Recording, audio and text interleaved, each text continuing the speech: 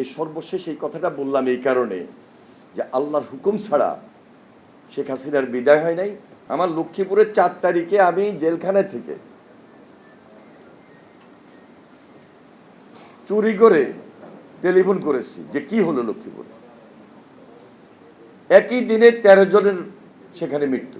সর্বোচ্চ আমি জেলে ছিলাম 6.5 মাস, আর সর্বনিম্নে ছিলাম আমি এই সর্বশেষ জুলাই আন্দোলনে। 25 জুলাই আমি গ্রেপ্তার হয়েছি,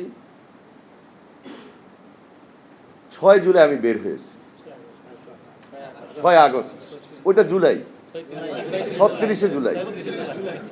হ্যাঁ,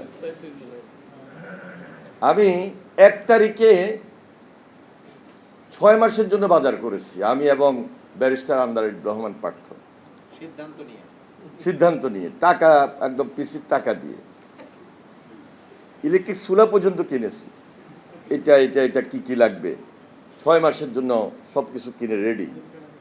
কারণ 1 তারিখও মনে হয় নাই যে আমরা সবাই মিলে আন্দোলন করে এই যে ফ্রাঙ্কেনস্টাইন পদ্ধতিতে যিনি দেশ শাসন করেছিলেন, একটা ভয়ঙ্কর শাসক হাসিনার হাত থেকে আমরা রক্ষা পাব। সম্পূর্ণ আল্লাহর হুকুম। 5 তারিখে যখন রেডিওতে শুনলাম যে হাসিনা উড়াল দিয়েছে, পালিয়ে গেছে, তখন আমরা একজনে আরেকজনকে আলিঙ্গন করলাম চোখের পানি দিয়ে।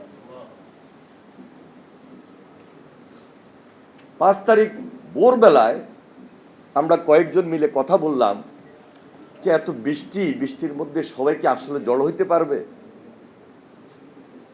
ঠিক 10:30 পৌনে 11টা যখন রৌদ্র দেখলাম, আমরা জেলখানায় বসে একটু আশার আলো পেলাম যে না, আমার ছাত্র ভাইয়েরা, দেশবাসী সবাই একত্রিত হবে এবং আজকে না হোক, আজকের কথা তো আর বলি নাই 5 তারিখে, যে কোনো সময় হাসিনার বিদায় হতেই হবে, কারণ সবাই ঐক্যবদ্ধ হচ্ছে। এবং এর আগে প্রতিদিন যেভাবে লাশের পর লাশ, খুনের পর খুন, আমার লক্ষ্মীপুরে আমি 4 তারিখে, আমার লক্ষ্মীপুরের 4 তারিখে আমি জেলখানা থেকে চুরি করে টেলিফোন করেছি যে কি হলো লক্ষ্মীপুরে। একই দিনে 13 জনের সেখানে মৃত্যু জেলখানাতে, একই দিনে 13 জনের মৃত্যু। ফার্স্টে আমাদের দলীয় মানে ফ্যাসিস্টের বিরুদ্ধে যারা আন্দোলনে ছিল তারা হলো 8 জন, এবং এর পরবর্তীতে ওই যে গডফাদার তাহের তার বাড়ি ঘেরাও দিয়ে চারপাশে আগুন যখন জনতা লাগিয়ে দিল, ওই আগুনের মধ্যে পড়ে মারা গেল 6 জন কি 7 জন, সব মিলে 13 জন নাকি 14 জন, 13 জন সব।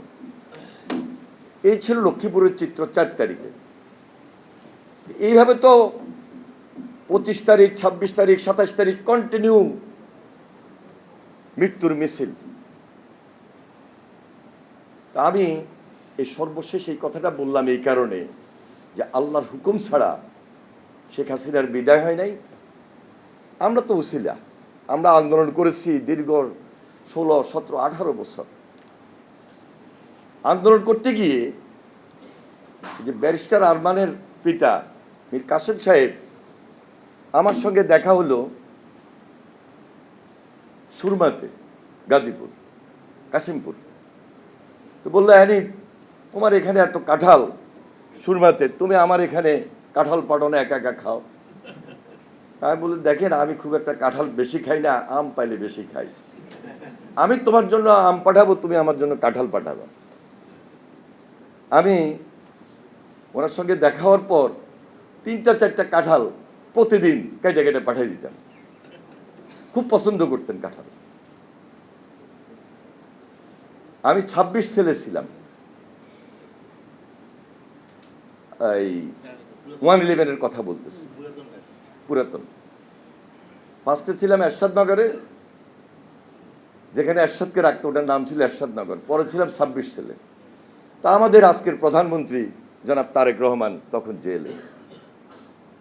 তা আমরা তো তখন ওনার সঙ্গে দেখা করা তো আমাদের জন্য কঠিন ছিল, দেখা করতে দিত না, লুকে আমরা দেখা করতাম, লুকিয়ে আমরা তার পাশে যাওয়ার চেষ্টা করতাম। তার উপর অত্যাচার নির্যাতনের কাহিনী তো নতুন করে বলার প্রয়োজন নাই। এখনো তিনি প্রাইম মিনিস্টার, কিন্তু ওই যে অত্যাচার নির্যাতনের চিহ্ন নিয়েই চলছেন। একদিন এই 26 ছেলে আমার সব সিনিয়র, তো ব্যারিস্টার মওদুদ সাহেব, কর্নেল অলি সাহেব, মির্জা আব্বাস সাহেব, সাইদি সাহেব, মতিউর রহমান নিজামী সাহেব, তারপরে আব্দুল কাদের মোল্লা সাহেব, তারপরে কামারুজ্জামান সাহেব, মুজাহিদ সাহেব, যে আরে ফিস্ট তোমাকে ব্যবস্থা করতে হবে, খাওয়া দাওয়ার একটা ভালো আয়োজন করতে হবে। তা আমি চিন্তা করলাম এতগুলো লোক, আজকে পিন্টু সাহেব, আব্দুল সালাম পিন্টু সাহেবের দায়িত্ব দিল না, আমাকে দায়িত্ব দিল সবাই, একটা ভালো খাওয়ার ব্যবস্থা করি। তা আমি একদম জেলখানায় টাকা দিয়ে তাজা মুরগি নিয়ে আসলাম 10টা। আনার পর দেখলাম যে এই মুরগিগুলো যদি আমি আগের দিন জবাই করে রাখি তাহলে এটা পুরানো হয়ে যাবে, যেদিন ফিস্ট হবে, খাওয়া হবে, ওই দিন সকালেই জবাই হবে।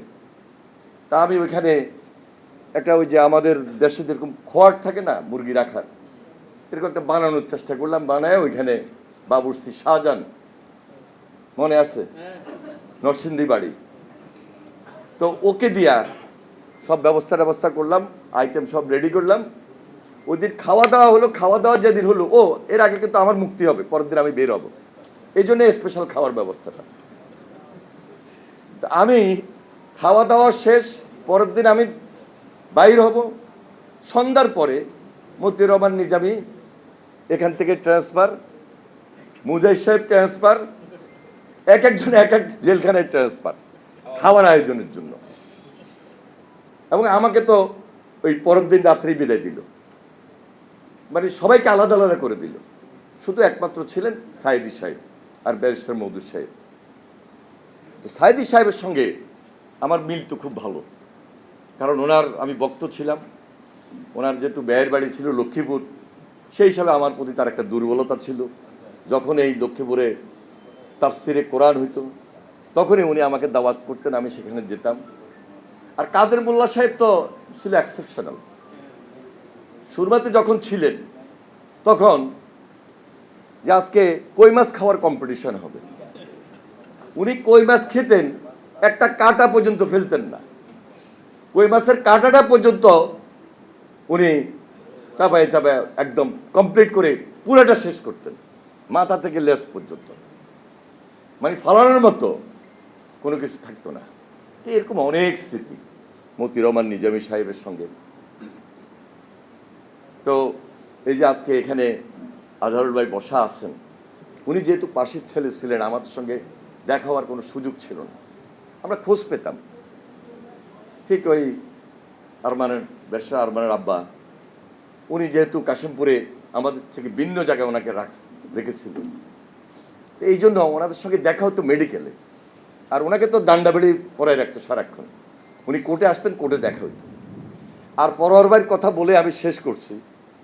আমি যেদিন একদম কাশিমপুরে গেলাম, আমি দেখলাম যে কাশিমপুর যাওয়ার সঙ্গে সঙ্গে পরোয়ার ভাই আমার উপরে এসে উপস্থিত, যে আগামীকালকে সকালে আমার ব্রেকফাস্ট, ওনার দাওয়াত আমাকে নিতে হবে, বাসা থেকে খাওয়া আসবে বা এখানে কি খাওয়াবে না খাওয়াবে আমি এখন রেডি না, প্রস্তুত না।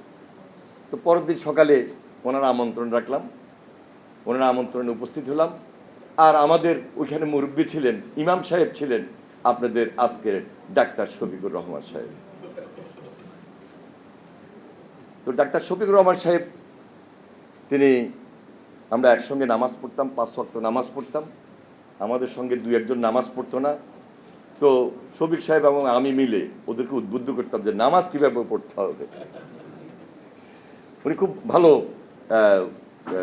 মশলা দিতেন, কথা বলতেন। যাই হোক, সব কিছু মিলে জেলের যে আমাদের দীর্ঘদিনের এই যে অত্যাচার নির্যাতনের কাহিনী, এটা যদি আমি বলতে থাকি এরকম বই জমে যাবে। আর আমার রাজনৈতিক জীবনের বই যদি আমি লিখতে যাই, এটা লিখে শেষ করা যাবে না।